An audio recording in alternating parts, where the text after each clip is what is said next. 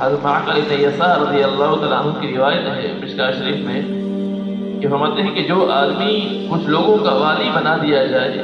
اس سے کچھ لوگوں کا والی بنا دیا جائے، کسی چیز کا ذمہ دار بنا دیا جائے،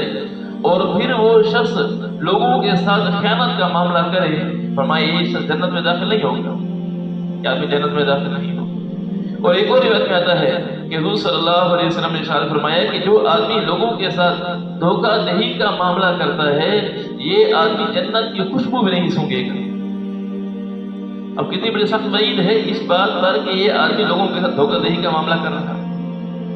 تو لہٰذا جب ایک اللہ تعالیٰ نے ذمہ داری دی ہے تو اس ذمہ داری کو پورا کرنا چاہیے۔ مطلب یہ ہے کہ کسی آدمی کو فرض کریں، کوئی آدمی کسی محکمے میں کام کرتا ہے اور وہ جائز محکمہ ہے، اس میں کام کرتا ہے، تو یہ آدمی جب اس محکمے میں کام کرتا ہے تو اس نے ان کے ساتھ ایک معاہدہ کر لیا ہے کہ میں اتنے گھنٹے کام کروں گا، اتنے گھنٹے تنخواہ لوں گا اور یہ تمہارے ساتھ یعنی یہ میں کام کروں گا۔ اب یہ آدمی اس محکمے کے جو اصول ضوابط ہیں اس کے مطابق نہیں چلتا ہے تو یہ بھی دھوکہ دہی کر رہا ہے، دھوکہ دے رہا ہے۔ یا یہ آدمی لوگوں سے رشوت وصول کر رہا ہے، جو ذمہ داری تفسیر بحر محیط میں یہ بات لکھی ہوئی ہے کہ جس ذمہ داری کا مکلف بنایا گیا تھا اس ذمہ داری پر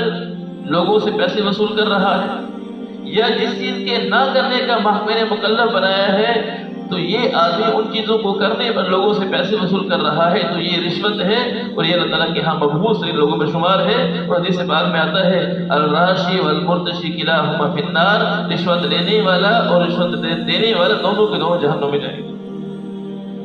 کہ لوگوں کہ اس کو محکمے نے مکلف بنایا ہے کہ تم نے یہ کام کرنا ہے، اس کام کرنے پر محکمے نے مکلف بنا دیا، یہ آدمی اپنی مرضی سے اس کام کو پورا نہیں کر رہا اور اس کام کو پورا کرنے پر لوگوں سے پیسے وصول کرتا ہے۔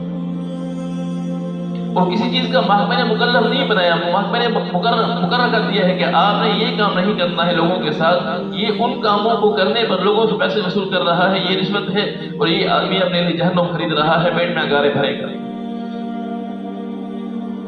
تو ہم کچھ بھی نہیں سمجھتے اس بات کو۔ یہ جو بعض دفعہ ادارے والوں کو گفٹ دی جا رہے ہوتے ہیں، اس طرح سے دی جا رہی ہوتی ہیں، عموماً یہ رشوت میں داخل ہوتی ہے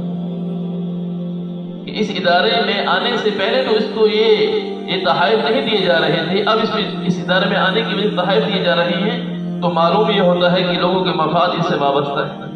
لوگ اس اپنے مفادات حاصل کرنا چاہتے ہیں، جس کی وجہ سے گفٹ دیے جا رہے ہیں۔ ہاں ایک آدمی کا معاملہ پہلے سے یہ چلا آ رہا ہے کہ پہلے ہی اس کو تحفے تحائف دیتا رہتا ہے، اب بھی دے رہا ہے، تو اب معلوم ہوتا ہے کہ یہ شخص کا معاملہ نہیں بلکہ پہلے سے ان کا یہ معاملہ چلا آ رہا ہے۔ اللہ تبارک و تعالی